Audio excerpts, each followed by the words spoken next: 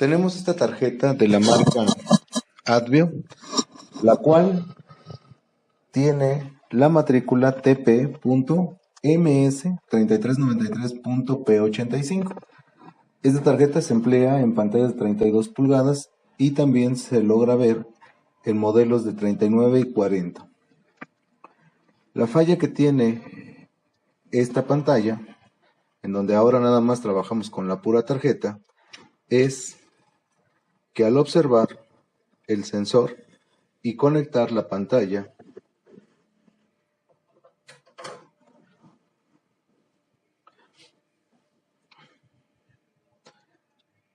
podemos ver cómo no se enciende el LED de standby. Si le damos la orden de encendido, pareciera que no se ha polarizado. Por lo tanto, necesitamos realizar un procedimiento para verificar los niveles de voltaje que se tienen en esta tarjeta y de esta forma poder ubicar dónde se localiza la falla. Bien, vamos entonces a realizar nuestras mediciones.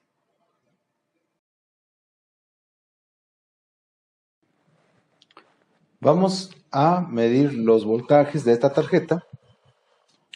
Vamos a medir los voltajes en esta zona que es la salida de los niveles de la fuente de alimentación. Estas tarjetas únicas tienen dos fuentes de alimentación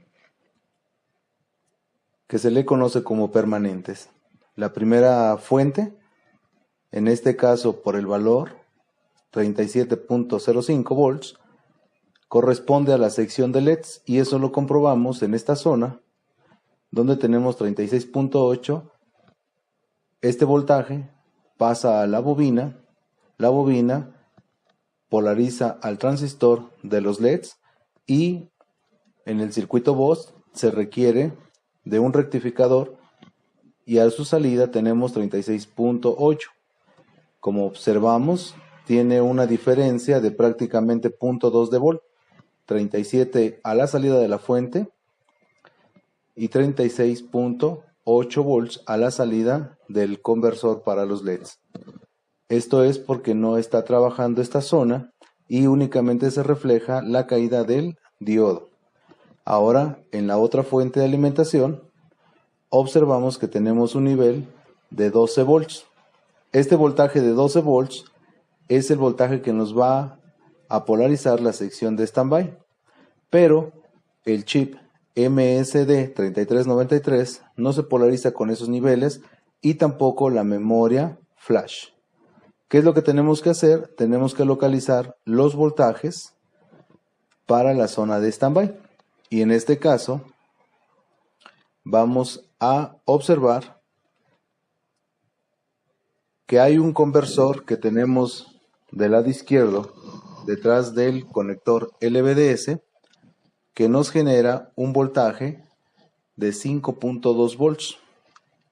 Este voltaje que nosotros tenemos aquí es el voltaje para puertos. Con este voltaje se polarizan los puertos HDMI, con este voltaje también se polariza el puerto VGA y también el puerto USB. Ahora, si seguimos la trayectoria de los niveles de voltaje hacia el circuito integrado, podemos observar que tenemos un regulador lineal y este regulador lineal a su salida tiene un nivel de 1.8 volts. Este voltaje de 1.8 volts no debería de estar presente, ya que normalmente este voltaje debe ser switchado, porque en estos casos no está trabajando el MSD, solamente debe de aparecer cuando la placa está en modo encendido.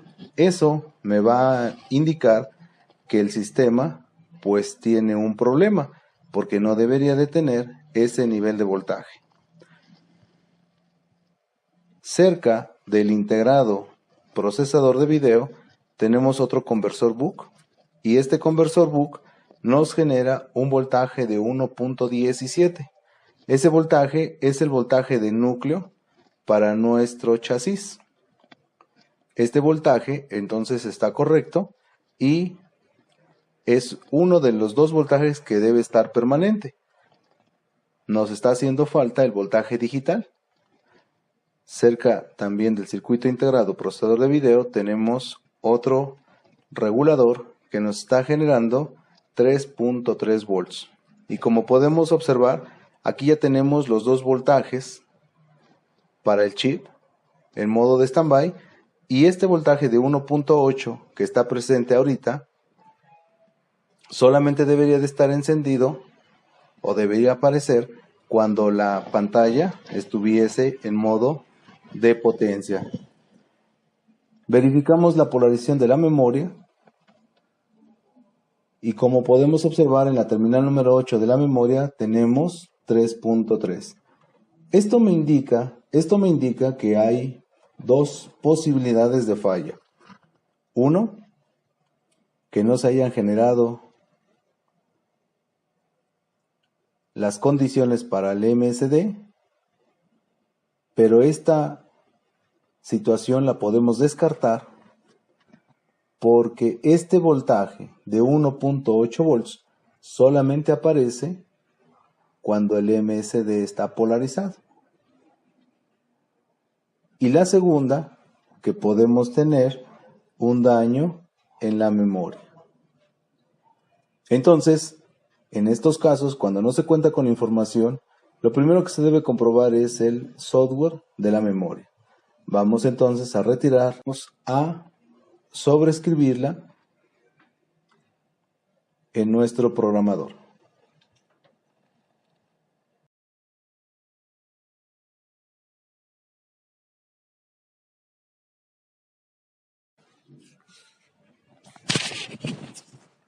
Vamos entonces a retirar la memoria para poder pues reprogramar este chip y que tengamos el software que le corresponde.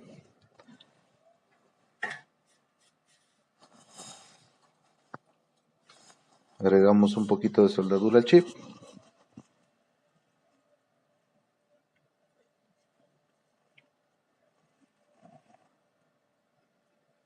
Tenemos que tener mucho cuidado de colocar la soldadura suficiente. Vamos a licuar un poquito de soldadura y ahora calentamos un extremo, calentamos el otro y de esta forma pues es muy sencillo retirar el chip. Ya el chip lo tenemos aquí en nuestras pincetas. Ahí lo colocamos, quitamos el exceso de soldadura sobre la placa, ya lo tenemos listo y ahora pues lo que viene será lavar nuestro circuito integrado para que no tengamos problemas con este chip y lo podremos reprogramar de forma adecuada. Lavamos porque se llena de flux y en mi caso yo utilizo lo que es una base para memoria. Entonces lo lavamos perfectamente para que quede limpio. Para poder instalar el software del programador, en este caso lo tenemos que descargar vía internet. Abrimos un navegador y en la barra de direcciones colocamos ch431a software y ahí va a depender de nuestro internet qué tan rápido realice su función, pero como vemos aquí tenemos algunas sugerencias. Unas son del tipo de ventas, otros son videos de cómo aplicarlo, pero la primera opción que tenemos es que nos dan de forma gratuita el software para este programador. Le damos un clic.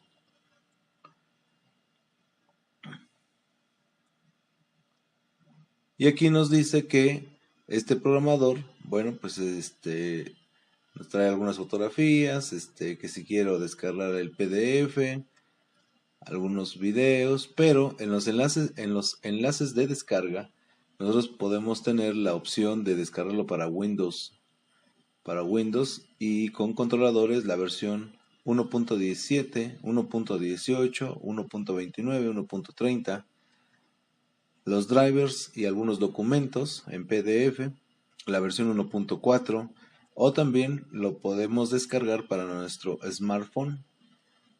Y la versión más actualizada pues es el AS Programmer, que es para Windows, la versión 1.40. Y ahí pues nos lleva a una página donde nos dice que el archivo que tenemos que descargar pesa aproximadamente 12.1 megas, una descarga libre. Vamos ahí a la descarga libre.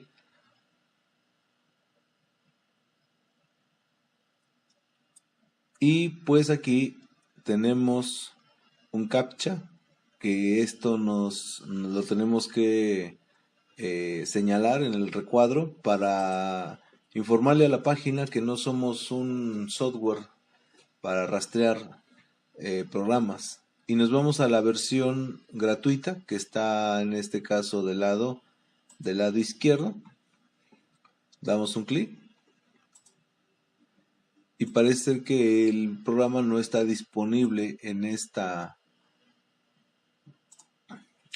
página en estos momentos. Hay ocasiones en que, bueno, pues así pasa esto suele ocurrir cuando dan de baja los archivos. Entonces, bueno, pues yo puedo ir otra vez al link de descargar y ahora vamos a darle en la segunda opción, ¿sí? La segunda opción que nos genera el buscador. Entonces nos vamos hacia atrás, volvemos a poner CH341 software y vamos a la segunda opción. Y en nuestra segunda opción aparece ahí el programador, descargue desde aquí, le damos un clic.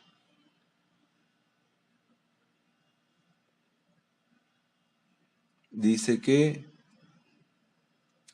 pues ese es el programita, ¿sí? El mini programador, y nos dice que dónde lo queremos guardar. Entonces, pues lo más seguro siempre será en descargas. Ahí lo llevamos a descargas, lo abrimos, y en este caso, pues habrá que descomprimirlo, ¿sí? Habrá que descomprimirlo. Es importante tener el WinRAR ahí a la mano, y yo lo voy a colocar en mi escritorio, ¿sí? En mi escritorio también lo podría colocar yo en imágenes, ¿sí? O bien puedo crear una carpeta donde yo le pueda poner, creo una carpeta que le voy a colocar que va a ser nuevo.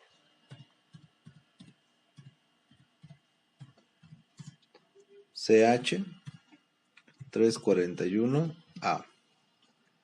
Y adentro pues ponemos la carpeta. Entonces vamos a instalar el paquetito. Primero lo guardamos en nuestra carpeta y se está descomprimiendo. Ya está listo. Ya que está listo, cerramos nuestra ventana. Y aquí en la parte del programador pues tenemos lo que son los drivers. En este caso pues el driver es este icono que es el setup. Le damos un clic y nos pregunta la computadora si queremos instalar el archivo. Le decimos que sí. Y como en mi caso ya lo tengo instalado, pues entonces ya no es necesario volverlo a instalar, ¿sí? Eso es bien importante. Si ya lo tenemos instalado, pues ya no lo podemos volver a instalar. En el caso de esta computadora es de 64 bits. hay que instalar un parchecito, ya también lo tenemos instalado, ¿sí? Y entonces ahora procedemos a correr el paquete. Aquí no se requiere de instalar un software, solamente se instalan los drivers. Y en el símbolo donde está el circuito integrado, que nos dice que es el CHE 341A, le damos un doble clic y automáticamente ya está nuestro programa para poder correr a este grabador de memorias.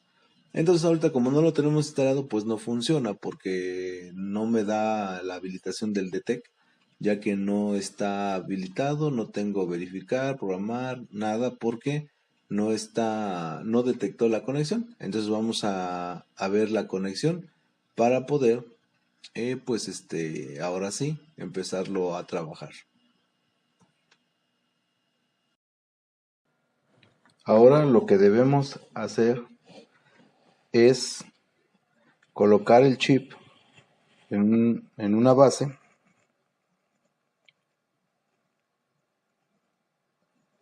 y en este caso este programador requiere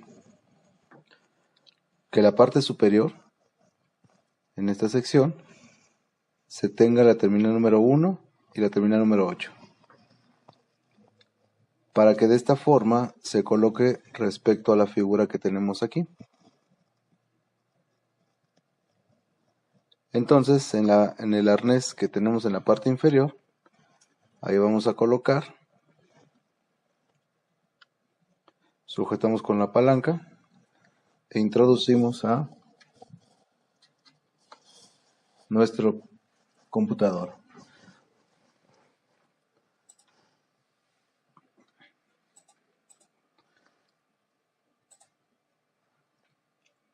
Ahora ya en la computadora abrimos el programa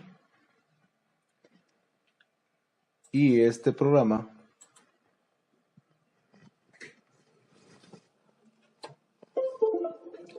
ahí se escuchó cómo lo reconoce. Entonces este programa, pues recordemos que lo tenemos alojado en una carpeta dentro del escritorio.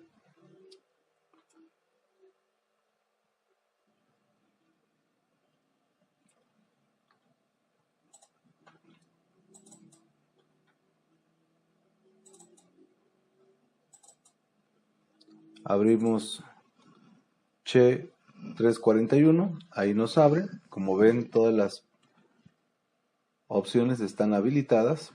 Eso quiere decir que ya reconoció el programador. Y ahora lo que vamos a ver es que reconozca la memoria. Nos está marcando una Winbond W25Q32B y al momento de detectar nos dice que efectivamente es una Winbond y que ahora lo que podemos hacer es cargar el software que le vamos a colocar a esta memoria. Vamos a cargar el Doom. Entonces vamos a abrir nuestro archivo Open y vamos a colocar el software de AdView. Vamos a donde tenemos nuestras memorias, nuestra biblioteca de memorias que obtuvimos en este seminario, o bien nuestros respaldos que hemos estado realizando. AdView, y en este caso vamos a buscar el chasis que corresponde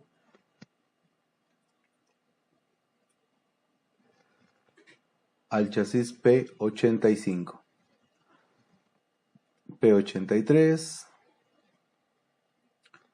por aquí tenemos un PB 818, P82, P78,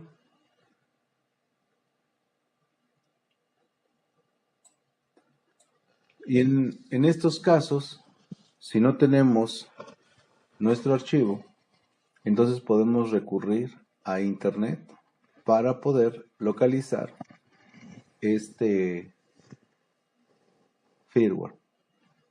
No lo tenemos dentro de nuestra base de datos. Seguramente no lo tenemos como Advio, pero si lo buscamos en otras marcas, podría ser que si lo tengamos. Vamos a buscarlo en otra marca. Vamos a ver aquí en el buscador, le ponemos P85 y lo tenemos. Dice aquí que lo tenemos como panel Samsung, Makena, lo tenemos como Digitrex de 39 pulgadas, lo tenemos como Spectra DW Display, Westinghouse, también lo tenemos como Hisense. No, como Hisense nada más está el P851, Polaroid. Y en todos los casos es de 40 pulgadas. Podemos intentar con un Polaroid, panel Chimay. Vamos entonces a ir a Polaroid. Este sí lo tenemos dentro de nuestro base de datos. Localizamos Polaroid y localizamos el chasis P85. Aquí lo tenemos, panel Chimay, lo abrimos, ahí ya cargó nuestro DOM. Esa es la información que se le va a colocar a nuestra memoria. Entonces, vamos a grabar ahora, programar. Ahí nos está mandando el porcentaje de la tarea realizada, que en este caso primero es programar.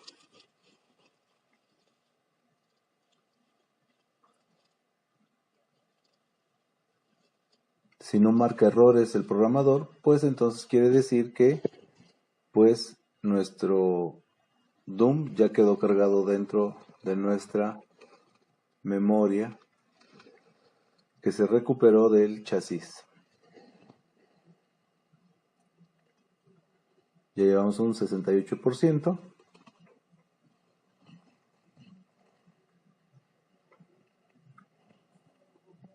Ahora tenemos el 90% prácticamente concluido y una vez que termine va a realizar una verificación.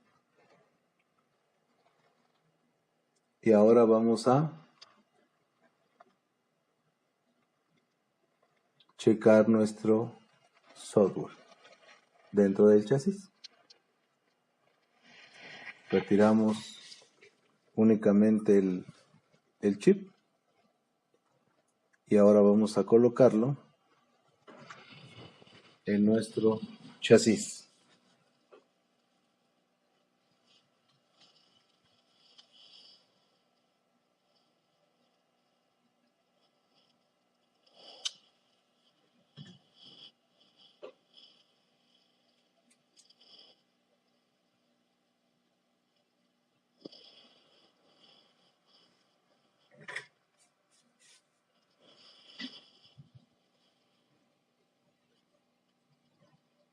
Con mucho cuidado vamos a colocar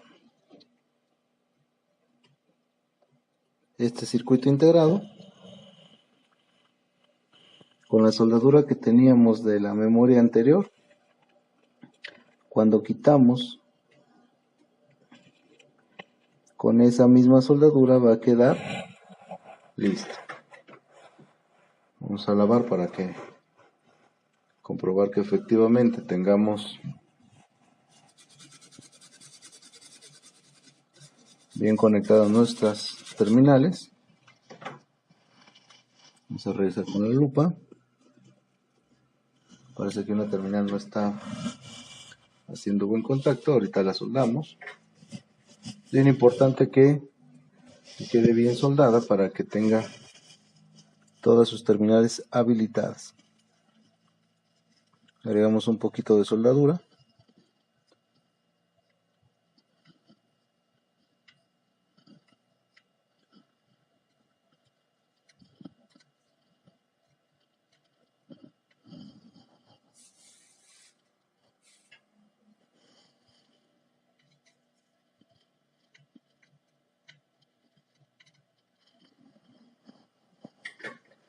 Parece que ya está listo.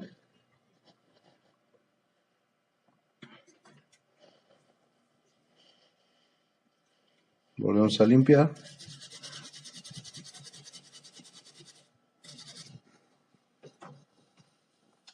Y revisamos la soldadura.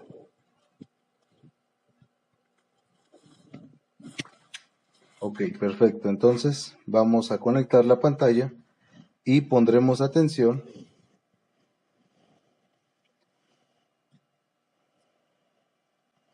en este caso a LED, que encienda nuestro LED.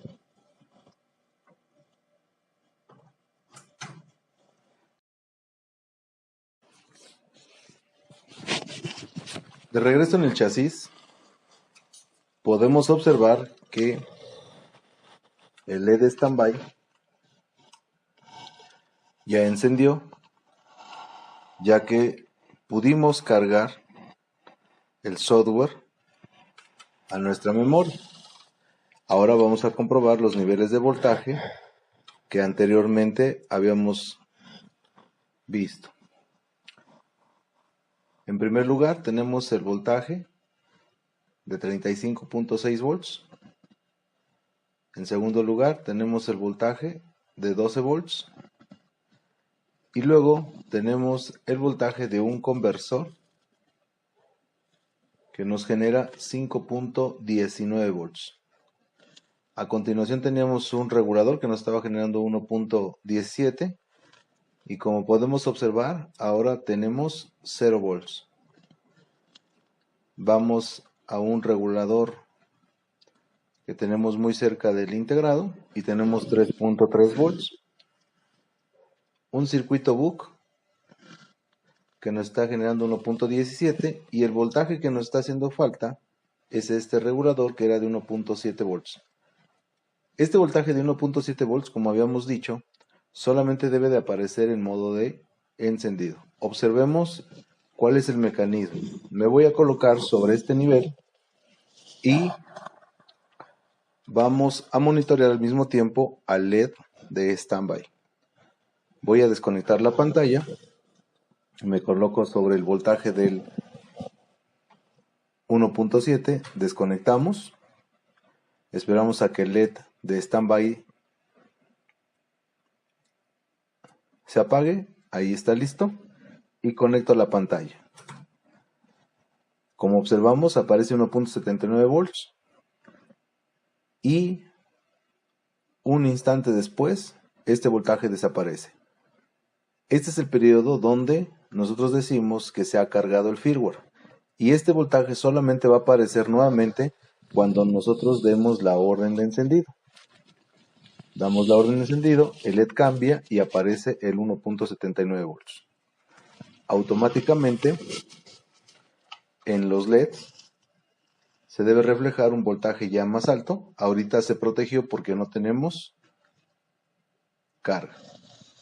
Entonces el voltaje clave en estos casos es este nivel de 1.79 volts, que es el que nos permite determinar que el chasis ha encendido. Este procedimiento se debe seguir siempre que nosotros sospechemos de una memoria flash.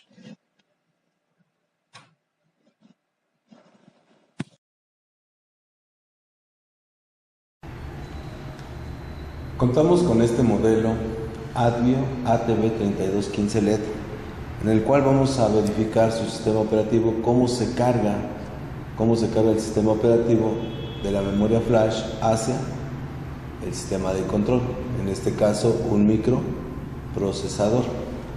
La memoria flash hay varias características.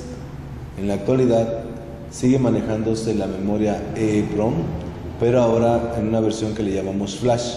¿Qué diferencia hay entre la memoria EEPROM convencional y la memoria flash? La memoria convencional de la serie 24, por sus iniciales, la matrícula 24C02, 24C04, 08, esa memoria utilizaba un bus de comunicación I cuadrada C. Tenía baja capacidad. Las capacidades más grandes que encontrábamos eran las capacidades de 24C16 y 24C32 de forma común, aunque existían las memorias 24C64 y 24C128 y hasta 512. Esas memorias alcanzan una capacidad muy baja, a diferencia de estos chips. Este chip tiene la característica de ser un poquito más ancho, le llaman que es un 200 mm, a diferencia de las 24C, que son chips que le llaman 150 mm, quiere decir que es prácticamente una cuarta parte más ancha. Por lo tanto, las bases para leer esas memorias tienen que ser especiales. En cuanto a este sistema, si por ejemplo tenemos una serie 25, eso nos habla de que es una memoria EEPROM, pero de la serie flash. Esta memoria utiliza un sistema de comunicación SPI, que es una interfase para periféricos entre circuitos integrados. Esta interfase de periféricos nos permite tener una mayor velocidad de carga, mientras que el I²C tenía una velocidad de carga de 400 kHz. Estos sistemas pueden llegar hasta 10 MHz en su reloj. Quiere decir entonces que la transferencia de datos puede ser más alta. El bus SPI tiene 3 líneas más un selector de chip. ¿Qué quiere decir esto? El sistema de control va a contar con 2 líneas, una de clock y una de datos de salida, para solicitarle la información a la memoria flash. Otra línea alterna que se va a manejar hacia la memoria es la llamada chip select. Esta línea chip select va a colocarse a nivel bajo, y así la memoria EEPROM flash entenderá que le están solicitando la información. Quiere decir que 2 líneas son para comunicación y una para seleccionar, de ahí el nombre chip select. La línea de clock y la línea de datos que tiene el micro no son bidireccionales, a diferencia del bus I²C. Aquí son unidireccionales. Eso quiere decir que los datos se van a solicitar a las terminales 5 y 6. En la terminal número 1 de la memoria se va a seleccionar el chip, de alto pasará a nivel bajo, y por la terminal número 2 tendremos datos de salida, que serán los datos que va a proporcionar la memoria flash y que irán a cargar al sistema de control con el sistema operativo de la pantalla. Esto es bien importante porque el diagnóstico de una tarjeta depende mucho del saber interpretar las mediciones que podamos realizar aquí en esta memoria. Entonces, lo primero que yo debo de observar es que la memoria, al momento de conectarse, debe estar polarizada. Debe contar con 3.3 volts en la terminal número 8. Estas memorias ya no operan con 5 volts. Forzosamente tiene que ser un voltaje de entre 3 volts a 3.6. Esto es como característica de esas memorias. Una memoria que tiene, por ejemplo, una matrícula 25Q32, quiere decir entonces que es de 32 megabytes. Quiere decir que es una información bastante considerable, a diferencia de los sistemas que manejábamos en las memorias EEPROM convencional. Quiere decir entonces que nosotros aquí en esas memorias contamos con una mayor superficie para almacenar datos, a diferencia de la serie 24. Esta memoria tiene una mayor transferencia de información, y por eso en la actualidad estas memorias son lo más común para cargas de sistema operativo. Entonces vamos a hacer el procedimiento de revisión para que ustedes vean cómo se va a cargar el sistema operativo en nuestra pantalla o en nuestro sistema de control. Lo primero que debe de observar es que, por ejemplo, si el LED no enciende al momento de conectar, este LED de standby, quiere decir que no se cargó absolutamente nada en el sistema operativo y habrá que revisar todo lo que vamos a ver a continuación.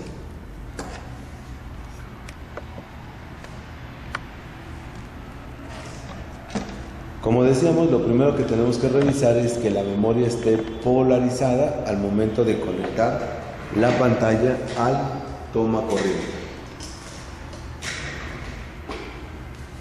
Vamos a colocar la terminal de tierra, chasis, o sea, la vamos a poner en alguna ventanita del panel. Ahí estamos haciendo contacto con tierra. Y ahora voy a colocar la punta positiva en la terminal número 8. Ahí estoy en la terminal número 8. Y voy a conectar.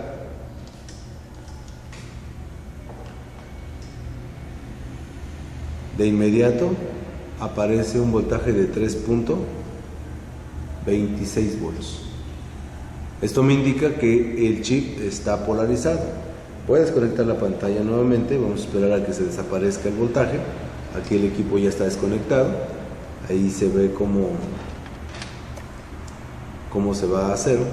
Y ahora también voy a considerar un punto, que es el LED de standby. Lo vamos a dejar ahí para que veamos que al momento de conectar, conectamos ahora. No aparece el voltaje, pero una vez que aparece el voltaje, casi de inmediato enciende el LED. Vamos a anotarlo otra vez. Desconectamos. Esperamos a que se reinicie el sistema y vuelvo a conectar. Conecto ahora. Tiene un ligero retraso. Esa es la velocidad de carga del sistema operativo. Aparece el voltaje de 3.3 y unos instantes después, ¿qué pasó? El LED enciende. Este LED, si yo le doy la orden de encendido a mi pantalla, este LED se apaga. En algunos otros modelos cambia a color azul. La situación que tengo aquí es que este LED que yo tengo aquí me está indicando cuando se ha cargado el sistema operativo. Voy a medir la terminal número 1, que es la de Chip Select, y vamos a observar los niveles. Recordemos que en Chip Select debe de haber un nivel bajo para seleccionar el chip. Vamos a conectar. Conectamos ahora. Aparece un voltaje de 0 y luego de haber tenido 0 sube a 3.3, vuelve a bajar a nivel de 0 volts.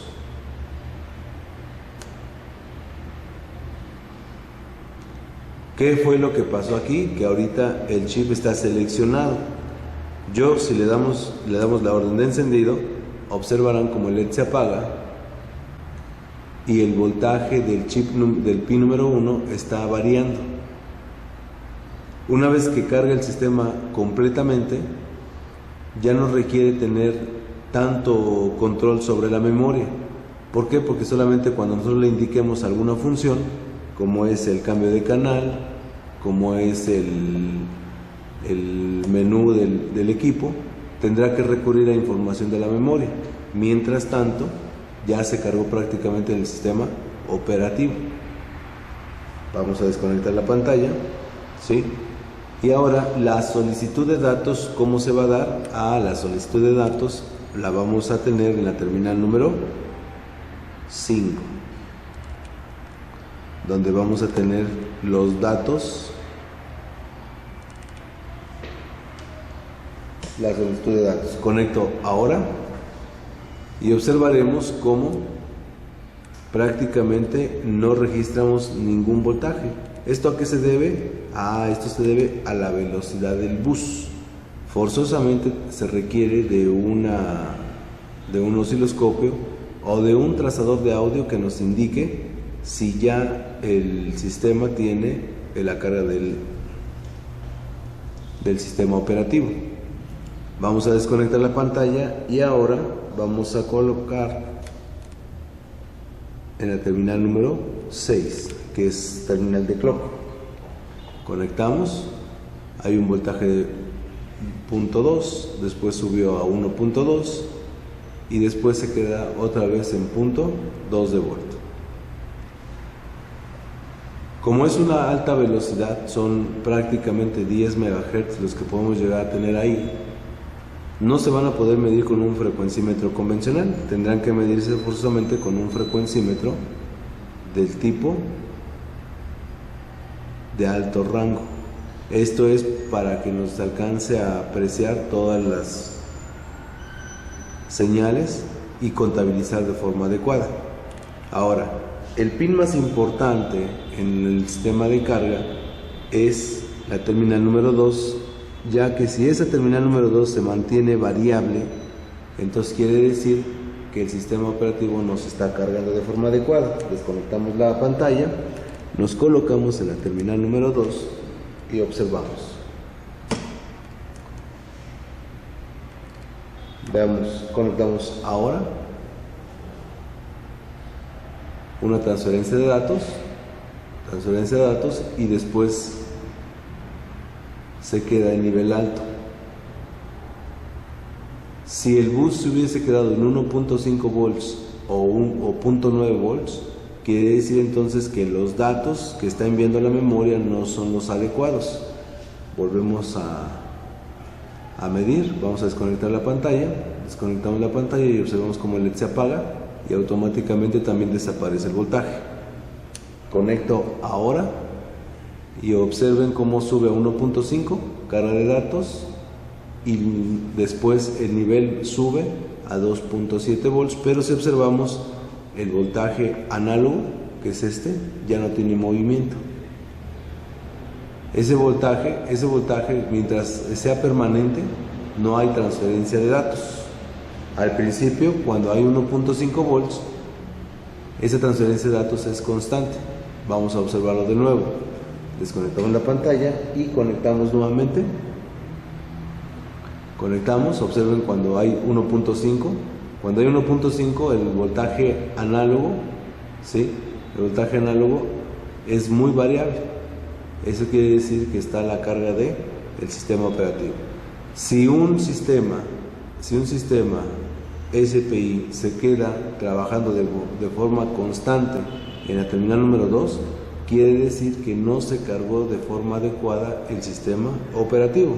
Vamos a ver otro ejemplo, otra alternativa, cómo podemos verificar esta carga del sistema operativo.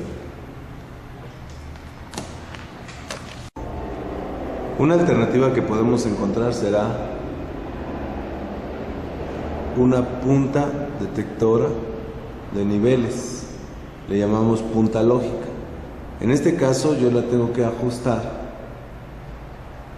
a tecnología CMOS y que me pueda medir como pulsos. Vamos a verificar. Conecto la pantalla, pero antes me conecto a la terminal número 1. Conectamos.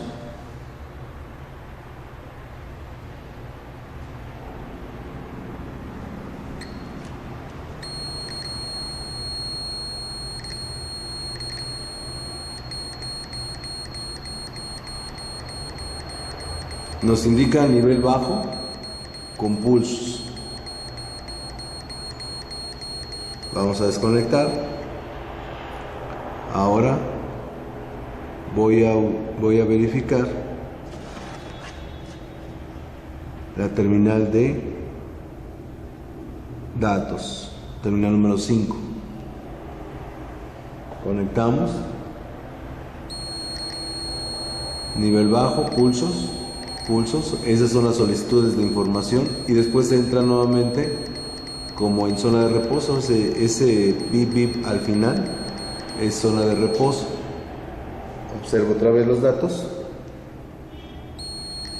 Esas son transferencia de datos. Esas son transferencia de datos. Y después entra en reposo.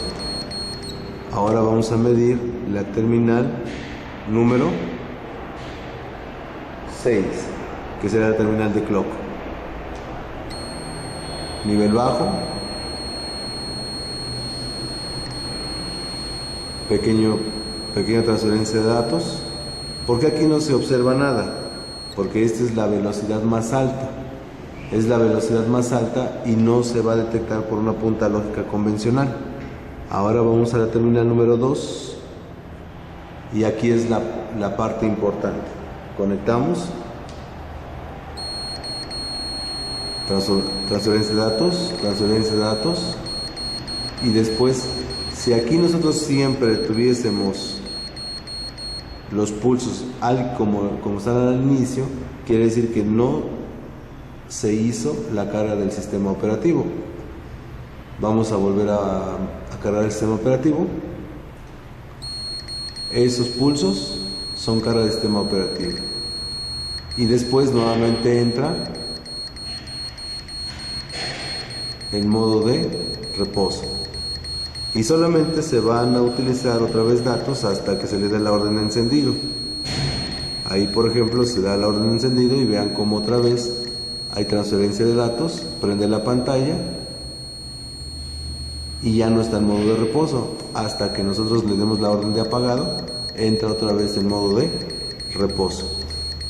Así es como nosotros podemos comprobar, pero esto lo podemos observar mejor si lo hacemos a través del osciloscopio. Vamos a revisar entonces estos pulsos de datos a través del osciloscopio.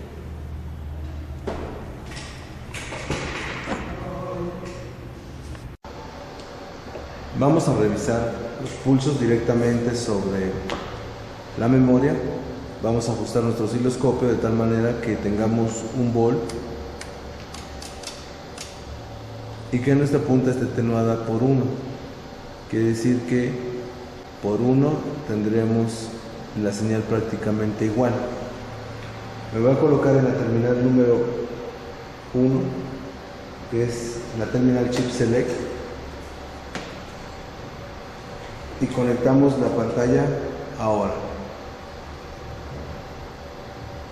Se pueden apreciar los pulsos, ahí están una serie de pulsos y estos pulsos ya son constantes. Esos pulsos quiere decir entonces que ya son los pulsos que normalmente están, ¿sí? Ahora me voy a colocar en la terminal número 5, la terminal de datos. Conecto la pantalla, pulsos, y nada más hay una serie de pulsos porque es una muestra, y después estos pulsos, este bus se vuelve fijo. Desconectamos la pantalla y ahora vamos a revisar la terminal número 6. En la terminal número 6 vamos a encontrar una señal que va a ser de reloj. Al principio hubo unos pulsos, esa señal de reloj. Esa señal de reloj solamente en modo de encendido. Vamos a encender el equipo.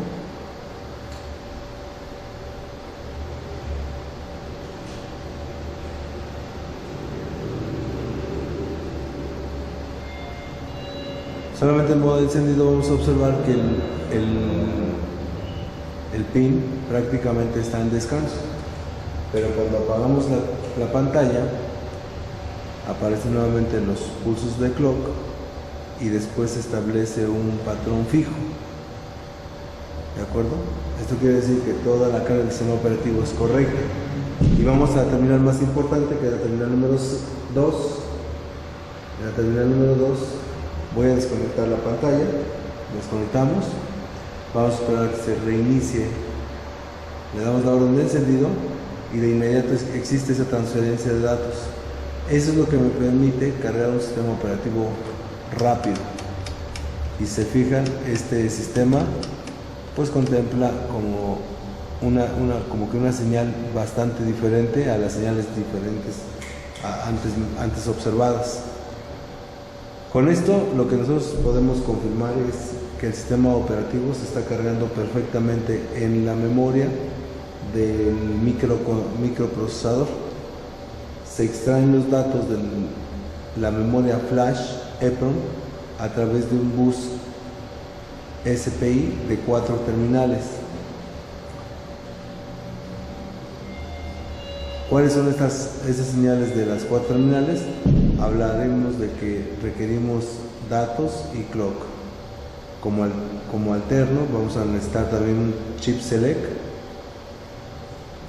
y una vez que tengamos el chip select también se requiere de una señal a través de la salida de la memoria, que es la terminal número 2. En esta terminal número 2 se puede encontrar los datos que corresponden al bloque de encendido, ¿sí? Entonces es importantísimo tratar de verificar estos datos, ya que va a haber muchas fallas que podamos solucionar únicamente cambiando la memoria, pero hay que identificarlo. Bien, espero que estas señales mostradas pues les sirvan en el banco de servicio.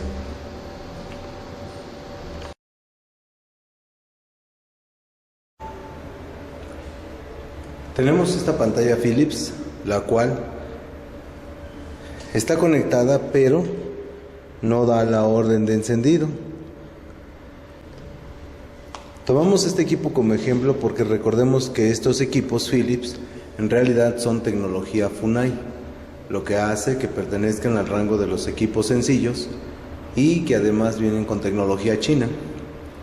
Vamos entonces a ver internamente cuál puede ser el problema de que no encienda.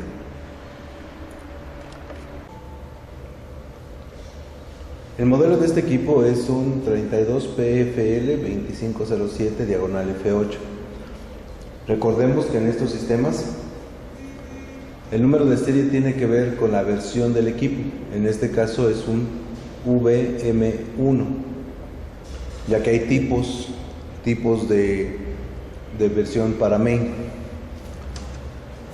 Si retiramos la tapa del equipo, observaremos que la fuente de alimentación de este equipo es una fuente con el modelo BA21F0F0 102/5, mientras que la main tiene una matrícula BA21F0G0 401/Z-2. Pero una cuestión importante es la memoria. La memoria tiene que ser con las mismas marcas con las que viene original. Si trae, por ejemplo, una marca de color café, la memoria que se le coloque tendrá que ser café. Si trae 2 puntos, como en este caso son rosas, tendrá que ser del mismo tipo.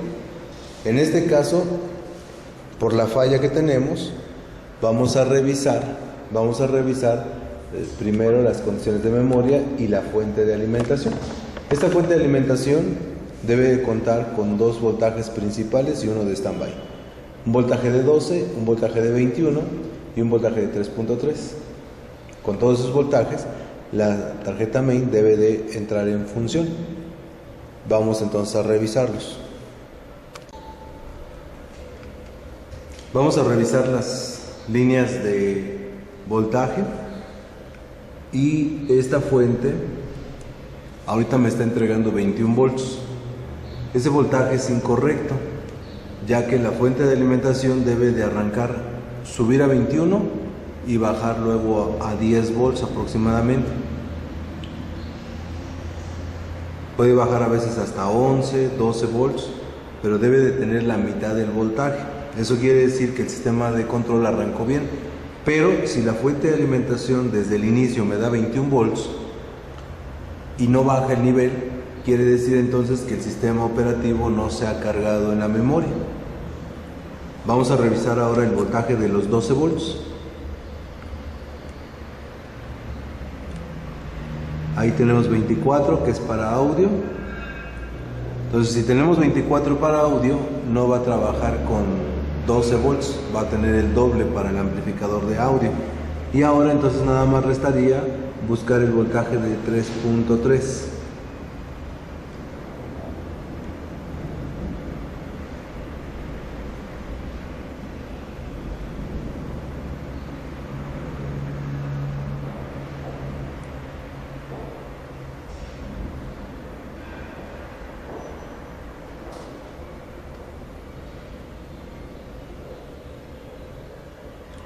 Estamos rastreando pin por pin hasta encontrar este voltaje de 3.3 volts que debe de generar la fuente de alimentación, y aquí lo tenemos. Aquí tenemos el voltaje de 3.3, quiere decir que con esto la fuente está trabajando. Ese mismo voltaje de 3.3 se va a reflejar en la terminal número 8 de la memoria. Ahí lo tenemos, pero nos indica que no está cargando el sistema operativo. Vamos a ver. Entonces vamos a desconectar el equipo y vamos a observar con el osciloscopio los pulsos que hay en la memoria. Necesito comprobar que la fuente se haya totalmente desactivado. Ahí en el voltaje de 21 tenemos tan solo 0.3, y en el voltaje de los 24 tenemos 0.1. Quiere decir que el voltaje ha desaparecido. Vamos entonces a revisar el circuito de la memoria al momento de conectar. Recuerden que la carga del sistema operativo se hace únicamente al conectar el equipo. Vamos a colocar la punta del osciloscopio en la terminal número 2.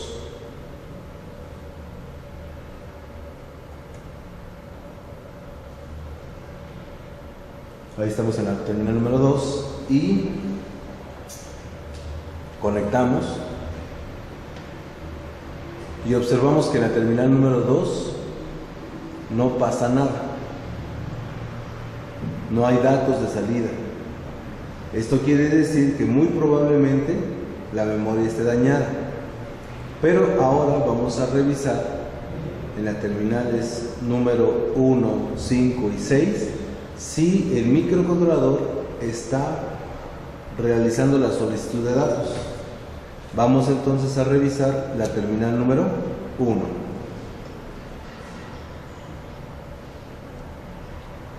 Tenemos la terminal número 1 y la terminal número 1 tiene un nivel alto. Quiere decir entonces que no está seleccionando el chip. Este problema ya viene desde el sistema de control. Vamos a revisar la terminal número 5. En la terminal número 5 no hay absolutamente nada de datos. En la terminal número 6 tampoco tenemos datos. Hay nivel de 0 volts. Eso indica que nuestro escalador posiblemente tenga un problema. Si nosotros no encontramos un parámetro de inicio, datos de inicio en la memoria no va a generar pulsos y no va a generar información para el escalador. Este circuito, por esa razón, ahorita no está encendiendo, ya que el sistema no está cargando el sistema operativo. Vamos entonces a hacer algunas pruebas al sistema de control, pero prácticamente estaríamos diciendo que nuestro problema sería el circuito escalador.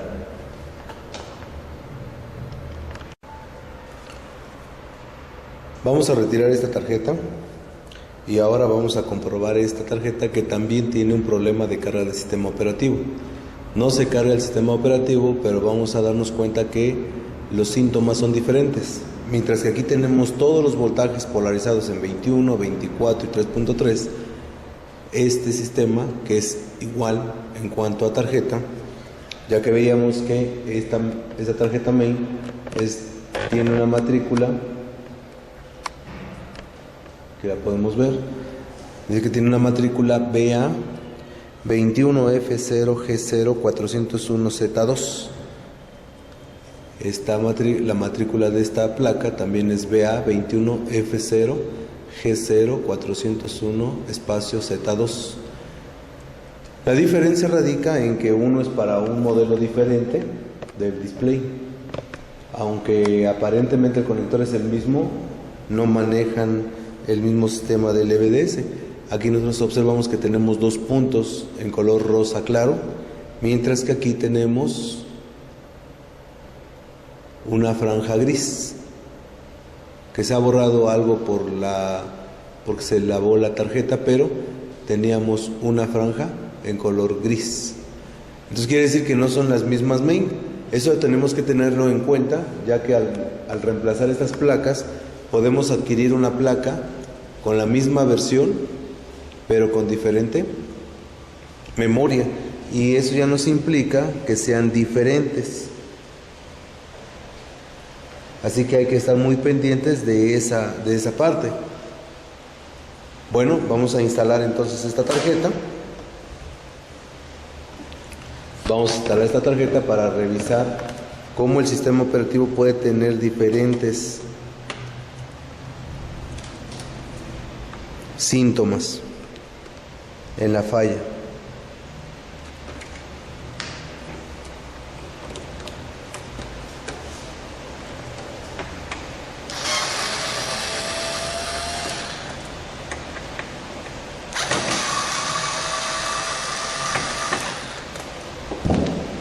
Retiramos esta tarjeta, que es la tarjeta original de esta pantalla. Esta tarjeta venía por corto y de hecho le quitaron un capacitor. Se le quitó este filtro que tenemos aquí. En los conversores se le retiraron 2 filtros. Aquí teníamos uno. Aquí en este conversor teníamos otro filtro, otro capacitor. Eso es normal en estas placas. Estas placas, cuando tienen corto, se dañan estos capacitores que están normalmente cerca a los conversores. Son capacitores de 1 microfaradio. Aquí tenemos uno, aquí tenemos otro, aquí tenemos otro, aquí tenemos otro, y estos son los que se dañan. ¿Sí? Entonces habría que ver estos capacitores. Ya se le retiró el corto, pero ahora quedó con un problema. La pantalla sigue sin encender. Vamos a montar la tarjeta y vamos a revisar el sistema operativo.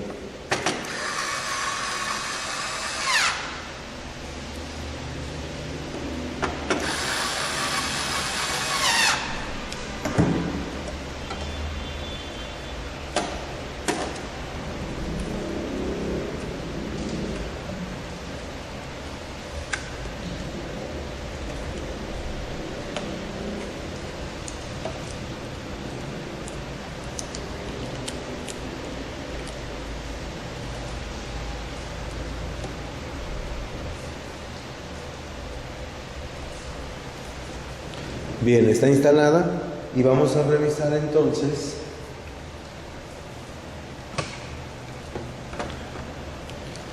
nuestros voltajes de la tarjeta main.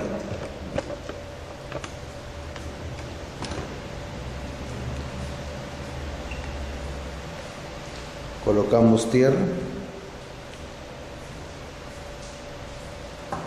Vamos a conectar la pantalla.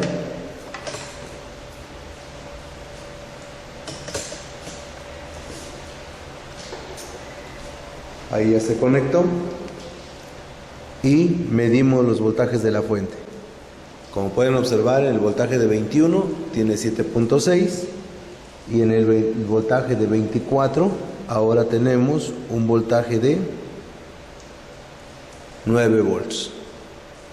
Si revisamos el voltaje de la memoria, este voltaje no aparece, pero vamos a observar una situación. Vamos a desconectar la placa. En este caso, como está en modo de stand-by, va a tardar más tiempo en descargarse. Yo tengo que esperar a que desaparezcan los 7 volts.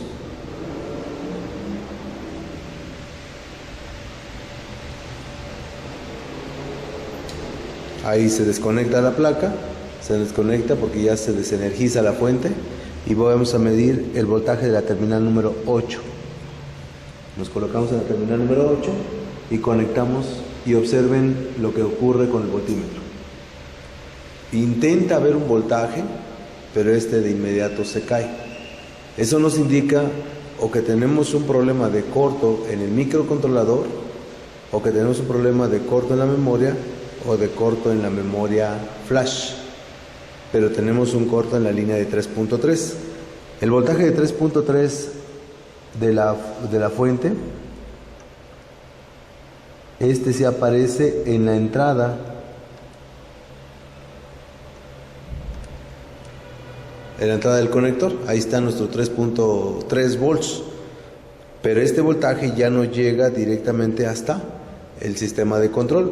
Por esa razón observamos la terminal número 1, tenemos 0 volts, observamos la terminal número 5, tenemos 0 volts, observamos la terminal número 6, tenemos 0 volts, y finalmente la terminal número 2. Todas las líneas tienen 0 volts. Eso quiere decir que este sistema no está polarizado. Habrá que ver el diagrama para ver cómo llega el voltaje de la línea del conector hasta el micro y observar si hay alguna línea que podamos reparar. De lo contrario, nosotros tendríamos problemas ya directamente con el sistema de control, y lamentablemente en este sistema de control lo tenemos dentro del escalador, que es un circuito VGA que muy difícilmente vamos a poderlo checar.